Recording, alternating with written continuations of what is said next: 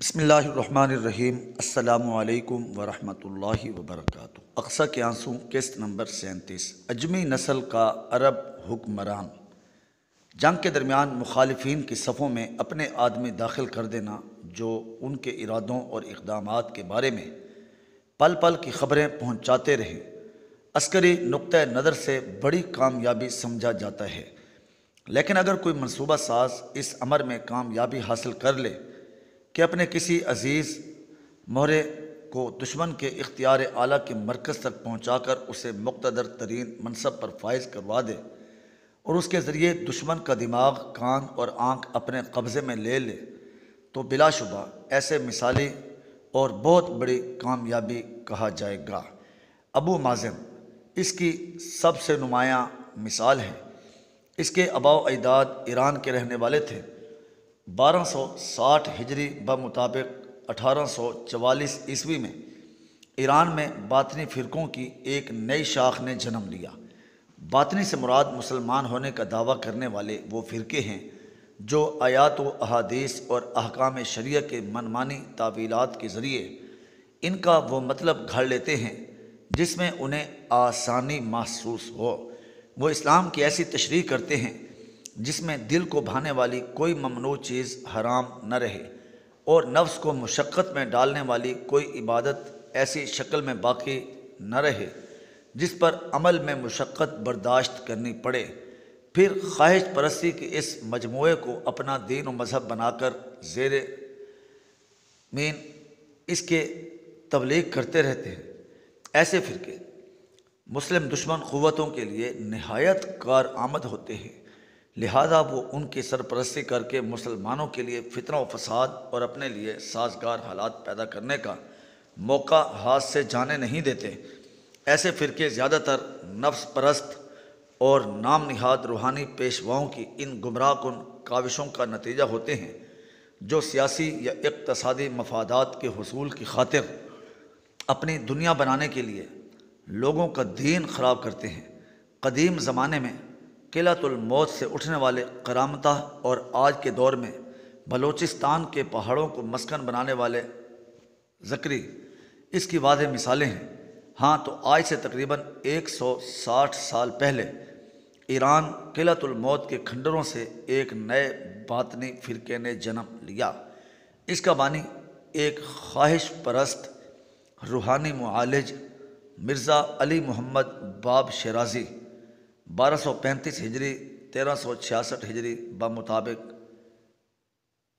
1819 عیسوی اور 1850 تھا۔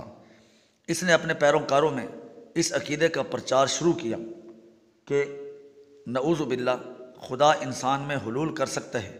ظاہر ہے کہ کچھ دنوں کے بعد اس انسان کا مصداق خود اس کی ذات نے ہو جانا تھا۔ یہ اپنے ماننے والوں میں یوگی رنجیش کی طرح آزادانہ جنسی اختلاط کو رواج دینے کی کوشش کرتا رہا تاکہ خود اسے جنسی تسکین کے ذرائع میسر آ سکیں۔ نماز و زکوٰۃ کا انکار اور روزہ و حج کو ساقط قرار دینے کے علاوہ جہاد کی مخالفت میں پیش تھا۔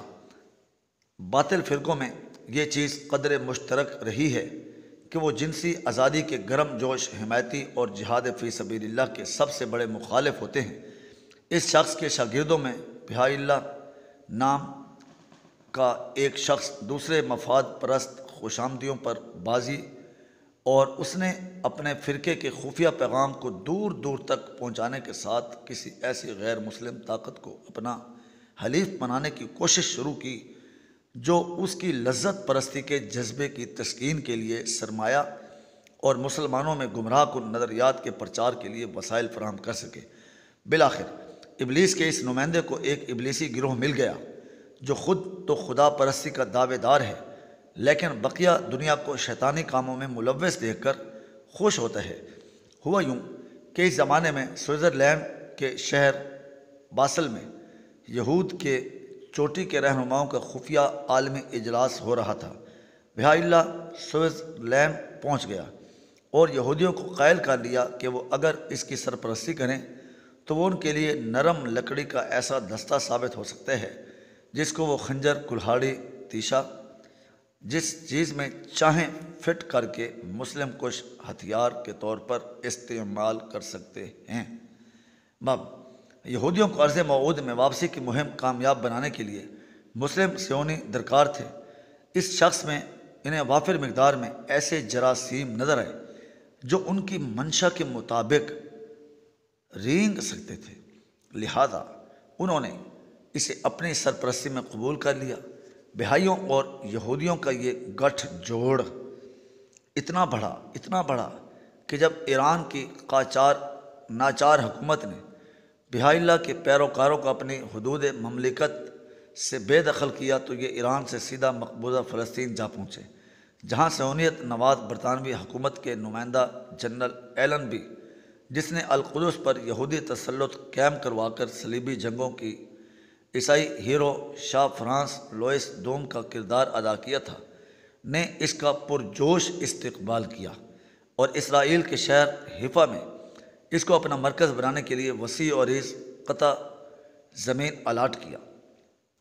ابو زمان کا خاندان ان بھگوڑوں میں شامل تھا۔ ابو زمان جب بڑا ہوا تو بہائی فرقے کا ذہین ترین نوجوان سمجھا جاتا تھا، چنانچہ اس کی تربیت میں صہیونی دماغوں نے خاص توجہ سے حصہ لیا اور کچھ عرصہ قبل صہیونیت کے منصوبہ سازوں کا تربیت یافتہ یہ شخص فلسطین کا وزیر اعظم رہا ہے، جسے دنیا محمود عباس مرزا کے نام سے جانتی ہے۔ کراچی میں پیٹل پاڑا کے قریب بہائی فرقے کا مرکز بہائی ہال کے نام سے موجود ہے اور یہ مسلمان سمجھا جانے والا دنیا کا دوسرا فرقہ ہے جسے اسرائیل کی حدود میں اپنا مرکز بنانے اور تربیت گاہیں قائم کرنے کی کھلی آزادی ہے۔ بہائی فرقے کا مرکز اسرائیل میں دو جگہ ہے، ایک حیفا میں جہاں ان کا بہت بڑا عبادت خانہ تمام تر متعلقہ لوازمات کے ساتھ قائم ہے۔ اس کی حفاظت کے لیے اسرائیلی حکومت نے اپنی خفیہ ایجنسی شین بیت کو مامور کر رکھا ہے۔ دوسرا ساحلی شہر عکا میں ہے۔ یہاں کسی زمانے میں شیر اسلام سلطان صلاح الدین ایوبی رحمۃ اللہ علیہ نے صلیبیوں کو عبرتناک شکست دی تھی۔ آج وہاں مسلمان ہونے کے دعوے دار فرقے کے مورے سے اعلیٰ بہائی اللہ کی قبر ہے۔ جب اس فرقے کے پیروکار صہیونیت کی خدمت سے فارغ ہو جائیں تو اس قبر پر حج کے لیے جاتے ہیں۔ اس فرقے نے ماضی قریب میں ارض فلسطین میں اپنے سرپرست یہودیوں کے پاؤں جمانے کے لیے ناقابل فراموش خدمات انجام دیں۔ مسلمانوں کو ان کی زمینوں اور جائیدادوں سے بے دخل کر کے ان کی جگہ یہودیوں کو بسانے میں اس خبیث الباطن فرقے کے افراد کا بہت بڑا ہاتھ رہا ہے۔ یہ مسلمانوں میں گھل مل کر زمین بیچنے کی صورت میں بہت سے فوائد کا لالچ دیتے اور نہ بیچنے کی صورت میں نقصانات کے اندیشے سے خیر خواہانہ طریقے سے آگاہ کرتے۔ آج بھی ان کی ڈیوٹی اسی طرح کی ایک کام پہ لگائی گئی ہے۔ صہیونیت کی چھتری تلے پرورش پانے والے اجمی النسل سابق فلسطینی وزیر اعظم کو ایک نکاتی ایجنڈا سونپا گیا ہے، یعنی فلسطین کی اسلامی جہادی تحریکوں کے خلاف ہر سطح پر ایسے اقدام کرنا کہ یہ عوام کی اخلاقی حمایت سے محروم ہو جائے، ان کا زور ٹوٹ جائے، ان کی عسکری کارروائیوں سے اسرائیل کو پہنچنے والے نقصانات سے بچا جا سکے۔ اپنے دور اقتدار میں محمود عباس کا سب سے زیادہ زور فدائی حملوں کی حوصلہ شکنی پر رہا ہے۔ یہود و ہنود کو دنیا کی زندگی سے حریصانہ محبت ہے، اس لیے وہ مسلمانوں کے جذبہ شہادت سے از حد خائف رہتے ہیں، کیونکہ تمام تر بد نظمی، بے سر و سامانی اور پسماندگی کے باوجود یہی ایک چیز ہے جس نے مسلمانوں کو سر اٹھا کر جینے کا بہانہ فراہم کر رکھا ہے۔ اگر فلسطینی جان باز صہیونی منصوبوں کو اپنے جسموں کی قربانی سے سبوتاژ نہ کرتے تو آج بیت المقدس کی جگہ ہیکل سلیمانی کی بنیادیں رکھی جا چکی ہوتی۔ جس طرح کوئی پاکستانی شاعر، دانشور، اداکار یا قلم کار پاکستانی عوام کو بھارت سے دوستی کی پنگیں بڑھانے اور جغرافیائی سرحدوں کو کاغذی لکیریں قرار دے کر دونوں ملکوں کے عوام کو باہم قریب آنے اور تمام فاصلے مٹا کر ایک ہو جانے کا مشورہ دے تو سمجھنے والے سمجھ جاتے ہیں کہ بھارتی لابی نے ایک اور بٹیر پا لیا ہے۔ اسی طرح فلسطینی مسلمان کسی شخص کے مخلص یا ساتھی ہونے کا اندازہ اس امر سے لگاتے ہیں کہ وہ صہیونیت کی خلاف جہاد میں کتنا سرگرم ہے، لیکن مرزا صاحب کے بارے میں فلسطینی مسلمانوں کو کسی کسوٹی سے کام لینے کی ضرورت نہیں۔ سب جانتے ہیں کہ اسرائیلی ایجنٹوں نے پچھلے سالوں میں چن چن کر یاسر عرفات کی جانشینی کے ممکنہ حقدار شخصیتوں کو ٹھکانے لگایا ہے تاکہ صہیونیت نواز فرقے کے اس ذہین اور کارآمد مہرے کو آگے بڑھا کر فلسطین کے اعلیٰ ترین مقتدر منصب پر فائز کروایا جا سکے۔